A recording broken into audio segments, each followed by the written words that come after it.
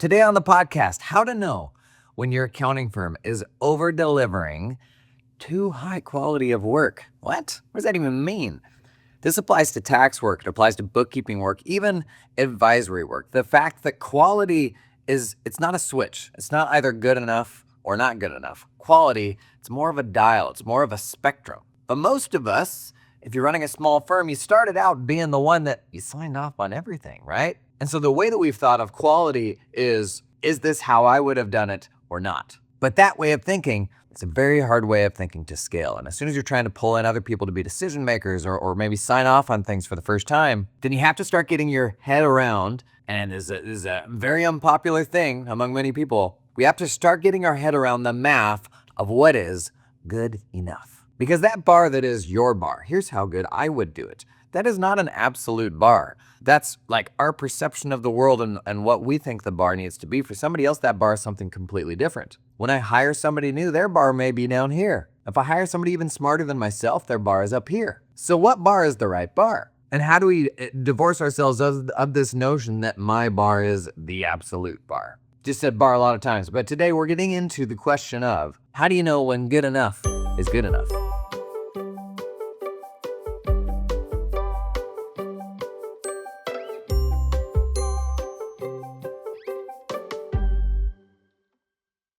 If you're new here, welcome to the Jason on Firms podcast, where we talk about all things running accounting firms. I'm on the road today in Chicago, just hosted a live event here. As you're hearing this, we are in our final week of live events this year, with events in DC, Philadelphia, Boston, and New York City. Having a ton of fun. And I'm not losing my voice, you're losing your voice. Okay, what we're talking about today, I think is a foreign concept for a lot of folks that run smaller firms. And so rather than thinking about our own accounting firm, let's think of this through the lens of somebody else's business, because sometimes that's an easier place to start. We're talking about what they're doing. We're not talking about what I'm doing. So you run a manufacturing plant and you are shipping widgets, right? Ship 100 widgets every day. You got a whole manufacturing process. You also have a quality assurance process. And there's a level at which you optimize both of those things, quality of the manufacturing, how much effort you put into quality assurance. There's a level where you optimize how good it has to be for profits, right? And this is easier to understand maybe around physical goods, where it's like, you talk about, say, Lego. Like Lego, there's some insane level of precision in how the Lego bricks are created because they have to be able to interlock just right. But if I'm making plungers, probably don't need the same level of precision in how we make plungers, right? Whatever that thing is, there's a level of quality or perfection that is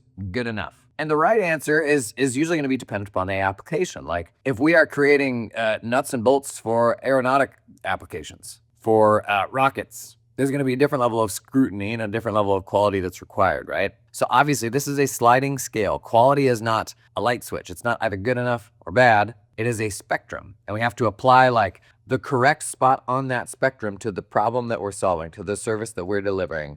And all of this is equally applicable to service businesses, to professional services, the stuff that we do. And this is can be a tough lesson to learn when you start building a bigger firm, and even our staff will struggle with this. Like if you launched your own firm, the way that started was you sign off on everything. Like in day one, you were doing all the work, you were signing off on all the work. That work was you. As you build a team, those folks are doing more of the work, but at the end of the day, you're still signing off on the work. As that team outgrows what you can just do, you have to trust other people to sign off on the work for the first time. But this is a hard thing for accountants, both owners and staff alike, to always get our arms around. The notion that if it's not done the way that I would do it, then it's not good enough. When in reality, and it's maybe only auditors that have to face this, there's a level of materiality. From a business standpoint, there's a level of effort where if I'm deploying, $300 of effort to mitigate $50 of risk, is that a worthwhile trade?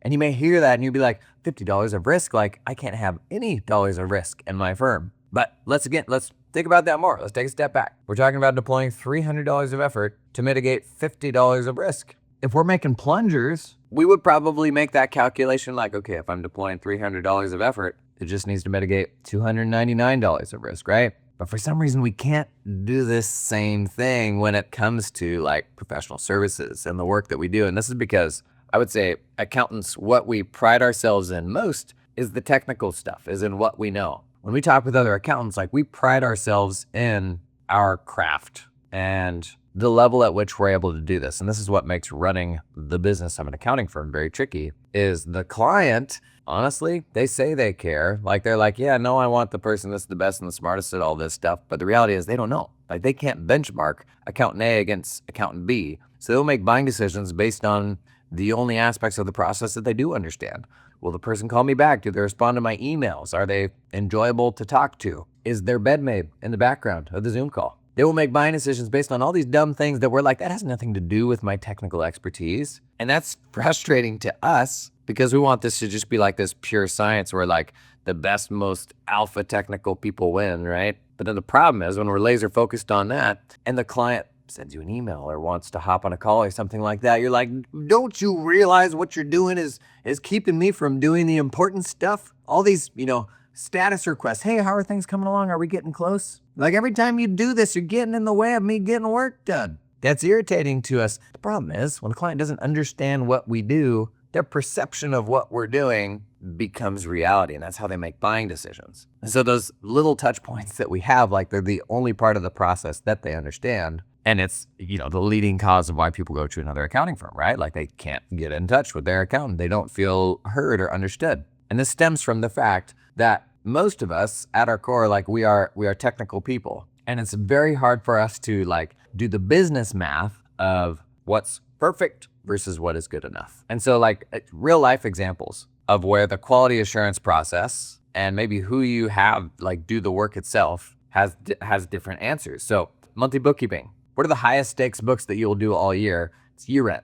Year end has to be done at a level that is higher than what I would argue the rest of the year has to be done at. Interim books do not come to the same level of importance as the year end books. So maybe interim books have to be done at a 6 out of 10 level, right? On the tax side, if you're doing tax planning mid-year, you can make an argument either way here. Like obviously the year end work has to be done correctly because that's ultimately what goes into the tax filing. But if this is a big dollar, high stakes tax plan, the interim tax plan probably has to be done like at a high level too. Like that probably still needs to be a 9 out of 10 because you miss a checked box, like you miss an important detail and the numbers can change wildly. Now, most of us, I would say not only firm owners, but accountants in general, we have the mindset that everything has to be 10 out of 10.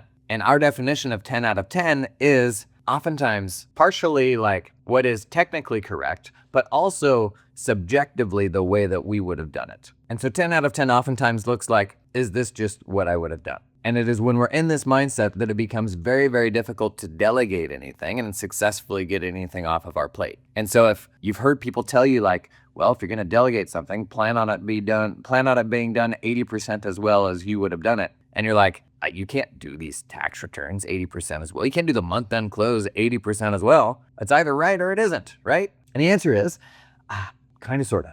And this is where digging into like the nature of the work and how high stakes or not as high stakes it is, ought to factor into the level of expertise and the level of effort that we apply to this work. So what are the overall dollars and like reputational impact of an engagement on the firm? A $10,000 a month engagement comes with a lot more heft than a $1,000 a month engagement. And so we need to think about right-sizing the quality assurance process because it shouldn't look the same on every single engagement. We are talking about systems over superstars. How many accounting firms are just reliant upon the unicorn or the person with X years experience or the person who just gets it to then just trust them to send it out the door correctly? And then those firms are perpetually blocked by the fact that we can't find another superstar, man. We've had this job listing out for a tax manager for the last 4 years. If only we could get that next person, then all of our dreams will be realized. The less reliant we are upon our systems, the more reliant we become on our superstars. And quality assurance can have a system. So how do you start tiptoeing into this? If you're a solo firm owner, if you're running a firm, and I'd say you're still signing off on everything, to me, the most logical place to start here is usually a dollar threshold. Like there's all sorts of yardsticks for like, what are the things that maybe I can remove myself from first. I find them like for the business, the best universal yardstick, if you had to pick one, it is dollars. And in the abstract, you removing yourself from something, maybe not being the person to sign off for the first time, or a member of your team doing this for the first time. In the abstract, that may be very hard for you to get your head around. And you're like, that feels too risky. But when we're thinking of that, oftentimes we're projecting onto that scenario like the most complex scenario, like the examples where you know that that would break down. But that's never where you would start with something like that. Where you would start is you would say, set a dollar threshold, to say like, hey, maybe I don't need to touch the returns under $600 again. Maybe I don't need to touch the month-end engagements under $500 a month. Or maybe I'll only do the technical review on those month-end closes every other month. And then another member of the team does the months that I'm not doing. At a certain point, we need to respect the value of the doing, but recognize that somebody in the business has to be working on and maintaining the system for the doing. How do we create more doers? And how do we get them to do the doing in a standardized way, right? And so most of us go through this evolution from craftsmen. We were working for somebody else, and so we honed our craft and we can do that stuff, and then we decide, hey, I'm gonna go out and do this either for myself or for somebody else. But we were at our core craftsmen in the beginning of our career. And then for some reason, if you're good at being a craftsperson, you can evolve into being a manager, which is a totally different job, right? Which is kind of just maintaining what the system is, kind of your role then. But then ultimately, somebody's got to evolve into the architect. Like, who is making that system? Who's in charge of the system and accountable for the aspects of it that are working and the aspects of it that aren't? And it is within this system that then your managers are able to operate, and they guide the craftspeople, who are then your primary doers. There is a timeline where you could just, for all of your years, be a world-class reviewer. And there's a huge percentage of accountants who will do this their entire career. They will live the same 5 years on repeat. But there's also a timeline where you're the one to build the system that creates world-class reviewers, that designs the system that is not entirely reliant upon superstars, but in creating a standardized way to do something and then getting people to be able to plug into that system and make a outsized contribution compared to what they could have done without that system. And this is why, in my opinion, the greatest asset of an accounting firm is truly its quality assurance process. It really is. Like there's not many things in an accounting firm that we can actually treat as like assets, things that we really own. Interestingly, I actually think meeting transcripts may be really the most valuable IP of an accounting firm soon, because it's the most complete snapshot of like the collective expertise of a firm. Somebody comes and works for your firm for 3 years and then they leave. You still own the meeting transcripts. You still own that contribution that they made to the firm. And there's many ways we can tap into that sort of collective knowledge for many years to come, from juniors being like, hey, has anybody had this conversation with a client before? Like, how do I approach it? Wouldn't it be nice to see every example of that in the past? To even external, like client facing, a chat assistant or something like that, that can tap into all the ways that we've advised clients in the past. Meeting transcripts, super valuable in that regard. But in terms of the machine of an accounting firm, the most valuable thing you could build, it's got to be the quality assurance process, because the bottleneck, the constraint for most firms, is technical review. It's the hard stuff. Attention users of Thomson Reuters Virtual Office. Is that you? Listen up, pay attention. This episode sponsor, Verido, they'll host your Thomson Reuters stuff. You tired of slowness, of stuff breaking? Tired of sharing your cloud with other people? Gross, I don't want anybody else on my cloud. I don't know what that guy's doing. Get faster hosting from Verido, but check this out. It's actually so much cheaper to do this through Verido that for the cost of Virtual Office, you can not only host all of your TR apps with Verido, but also use their fully managed IT service for less than the cost of your Virtual Office. That's right, Verido does hosting, but they also do full-blown managed IT. And the cost of both of those things for a better hosting service and managed IT is less than the cost of Thomson Reuters hosting service. I know what to tell you, man. I first got on Verido when somebody asked me, like, what's a better hosting service I should go use? I went to my online community, realized almost 700 firms in there now. I literally typed in Thomson Reuters hosting. Somebody had asked the same question, and like 8 people in a row had commented that they absolutely loved Verido and had a great experience. That's why we started talking about Verido. And now they're sponsoring our stuff. Woo! Okay, if you're on Virtual Office, you know what to do. Check out the link to Verido down in the show notes. Tax peeps, listen up. Do you have a tax workflow solution yet? I'm not talking about Grandpappy's little auto scan, the awful intake OCR thing that comes with our dumpy old tax software. That's not what I'm talking about. There's a new crop of AI tax workflow tools that are doing some really, really cool things. One of the leaders here is this episode's sponsor, Sorban. They're one of the first to this. They do a really, really good version of automated 1040 intake. A tremendous amount of the time spent during tax season is just chasing people for docs and like building out the request lists of all the things that we need when the client emails and they're like, what do you need from me? And you go back to the prior year file and you look at what you already have and you just gotta do all that stuff. Sorband, man, it wipes out all of that. Complete no-brainer. Tax workflow tools like, this is not an exaggeration, are honestly like a must buy right now for tax firms. I'd say they have been for the last like 2 years and they just keep getting better. Sorband also, they are working on pushing the data to your tax software. Really hard problem to solve. They're working on it. They're also working on automated delivery. So ingests the tax return and then gives the client like a super smooth signing and sort of to-do list experience once the return's actually done. Really good product, know a lot of happy users. That's Sorband. If you do more than a couple hundred 1040s a year, definitely check out Sorband. Link down in the show notes. Now, my take here is this is what makes like difficulty-based prep and review queues so essential. And this is something that larger firms do, but small firms don't often take advantage of. And you know, the basic example of this that I've shared before that I did in my firm was we categorized, 1040s into basically 5 different difficulty levels. Level 1 was basically government forms only. So you're just taking stuff off of W-2s and 1099-Rs, 1099 interest. No itemized deductions, no adjustments to income. That return, that level 1 return, that's pretty much data entry, right? Like we're just pulling stuff off of government forms. Level 2 included adjustments to income. Level 3 got into itemized deductions. Level 4 included Schedule E page 1. And level 5 was Schedule C, Schedule F's, pass-throughs, all the stuff that requires more like, has the bookkeeping stuff been done correctly? It's all the more hairy stuff. And in my firm, I had the problem that most firms do where we were chronically blocked at review. We just couldn't find enough folks that had that secret sauce, where you could trust them to sign off on stuff when it went out the door. And it became this weird culture of like the haves and the have-nots, like who is blessed to do that and who isn't. And it made it very hard to ever pull another person into review because of this big scary thing. If you remember the first time you reviewed something and the first time that you were the last one to sign off on that thing before it went out the door, that's a scary time, right? You're like,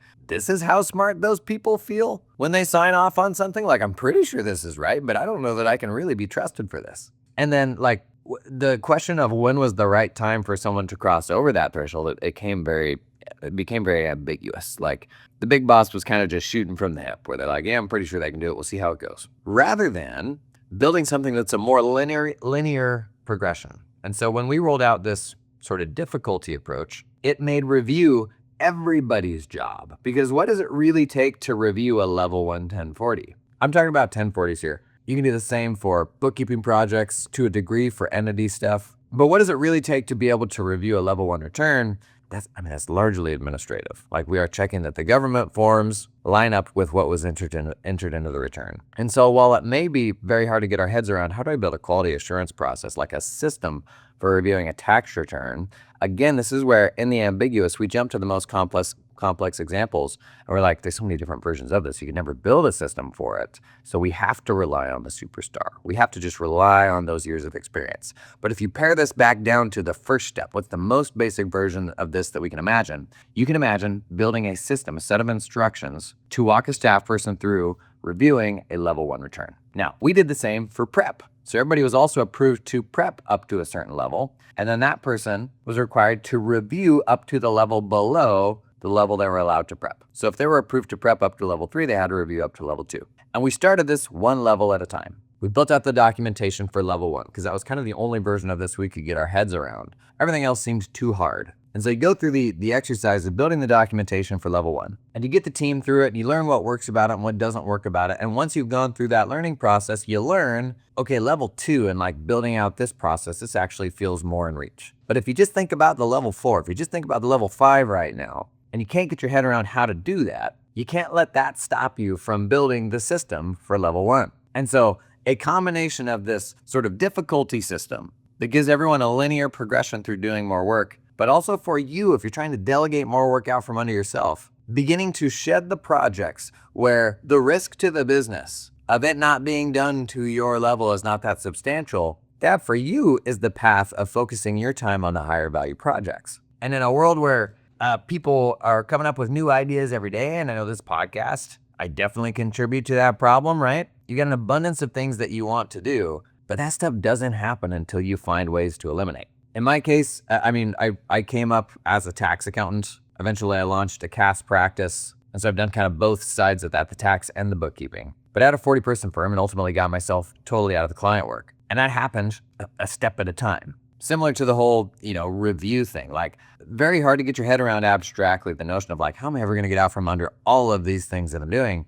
You start with step one. And for most people, step one is a dollar threshold to say like, the risk to the business of this person in my team not doing it to the exact same level as me is not high enough to justify me doing all of that stuff myself still. And it's very unpopular to say in many accountant circles, the notion that like there isn't an absolute correct, or there is this notion of good enough. The reality is, in any business, there is a notion of good enough. And we do this.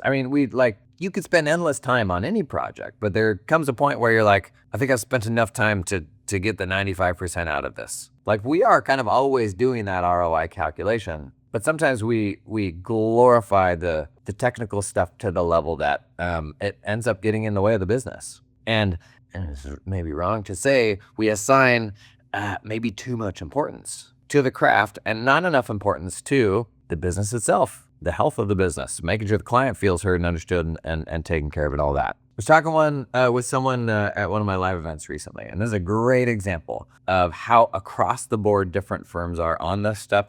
Firms have so many versions of this like tunnel vision where we're not even thinking about all the different ways that the same thing can be done until you have conversations with other firms and you're like, holy cow, like you're all doing it in a totally different way to me. I had no idea that these other options were even possible, because we are just like going down these railroad tracks that are a product of the lived experiences that we've had and the things that we've seen and the conversations we've had. But the reality is, there's so many other people doing things different ways. We're not exposed to those things and until we're able to have those conversations. Great example of this, I'm at a live event and chatting with someone who runs a solo firm. They're doing tax work, but I think this is equally relevant to bookkeepers as well. And they're basically saying they understand the value of niching down further, but normally when you niche down, the clients you support, you'll go nationwide. So most firms traditionally, like, you're working with local people. But if I'm just going to start working with beekeepers, taxidermists, then I'm going to grow beyond local. I'm probably going to start supporting people nationwide at that point, right? As soon as you do that, compliance becomes a headache. I mean, the United States has 5,600 income tax jurisdictions. Nothing will make you perpetually feel like a dummy quite like doing tax, because there's always another thing to know. You literally cannot spend enough years in the profession and not still feel like an idiot. And so the notion that you're just going to overnight open up your doors to clients from all over the country and be an expert in every state and local tax nuance is kind of not realistic, right? And so this person that I'm talking with, they've been exposed in past roles to like just the bigger world that is out there, of just how much nuance there is in all the different places that people can operate. And they're like, I had a real problem with trying to niche down and go nationwide because I just know how much I don't know about doing this work in other tax jurisdictions. But literally the day before, I was talking with someone else and they had decided to niche down. And what they told me was, I branded myself as the X. It's a very, very specific thing. I don't see what it is, but very, very specific thing, tax guy. And they've gotten a lot of traction from this. People are very excited. They're like, sweet, finally a tax pro for like this very, very specific thing. And they said, and I was first meeting this person, they tell me the story and they said, I guess I got to figure out how to do taxes now. These are two conversations I had on back-to-back nights. First person, been exposed to a lot of things, and they're like, man, I can't do this stuff. I just know there's so much I don't know about how to do this. Very next day, did I get the order of the days mixed up? I don't know, you know what I mean? Another solo firm owner is like, I got a bunch of people that want me to do this stuff now. In fact, I branded myself as a person who can do this. I got to figure out how to do this. Those two things coexist. Those are two real firms. Who's right? I think most accounting purists would be like, oh, no, the person that is rightfully nervous is right here, right? I would say the answer, honestly, it has to be somewhere in the middle. And so this fails to, glorify the purity of the craft. But I would say the overfixation on the purity of the craft is what gets in the way for many of us of getting home in time for dinner, like running a sustainable business. We're in a profession where people will literally kill themselves in the name of bailing out their clients. In the last 2 weeks, 3 people have told me stories of folks this last tax season dying at their desk. One was 63. I think the other was in his 60s. The other I heard was 42. There is a level at which the craft has to take a backseat to the business. And I'm not going to pretend that that's like an easy calculation to make. It isn't. But I think most of us have not even really begun to divorce ourselves from the notion that what I do is right, and something can only ever be right, and I can only ever have enough confidence that it is right if I'm the last one to touch it before it goes out the door. There's also a degree here of like putting the accounting thing in perspective, right? So maybe the two most practical takeaways from this, besides just trying to get away from the mindset of good enough being a light switch versus a spectrum, is one, I would say, if you run a team here, lean into this notion of sort of difficulty scaling and who has permission to do what level of difficulty, and how do we give people a linear progression step by step into doing more technical stuff.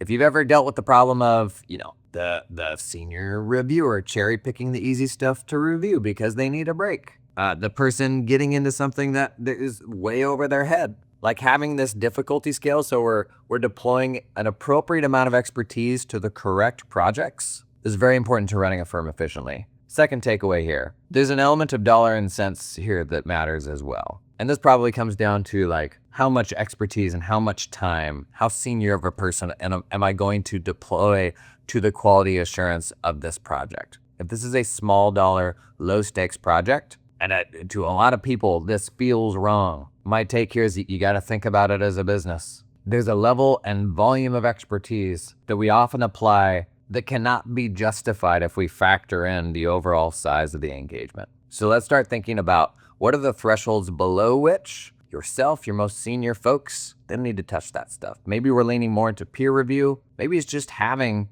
that more linear progression of folks being responsible for review who maybe historically have only done prep. Maybe it's just pulling more of those people into that process so that below a certain threshold, your most scarce people, the superstars, are not getting pulled into that. Systems over heroics. I got that noise down. Systems over superstars. Standardized work over heroics. There's still room on my team for talented people and superstars, don't get me wrong. But the best application of those people, it is in the machines that they build, the systems they create, how they channel that superstardom into something that can scale beyond just them. And the result of that system, I think it is the most important asset that your accounting firm can build. You got any wisdom on this stuff, man, drop a comment. Let me know anything you've tried here, what's worked, what hasn't worked, anywhere you've gotten stuck. Thanks for coming and hanging today. I'll catch you in the next one.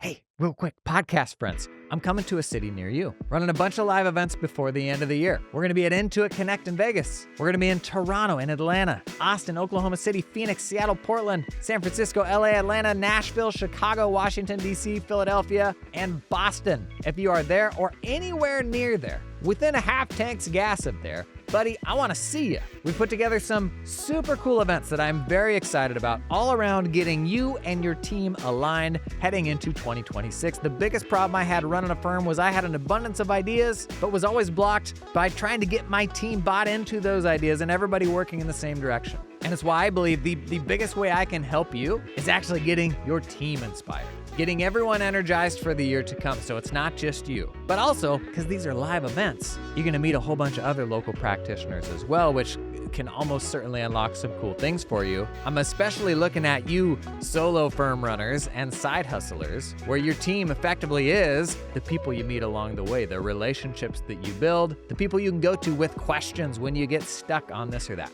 Going to be a super fun experience, including for some of these events we're recording like a live interactive version of the podcast where you'll get to be part of the conversation. Very, very excited for these. I want to see you there. To learn more, head over to jasononfirms.com/events, and I hope to see you there.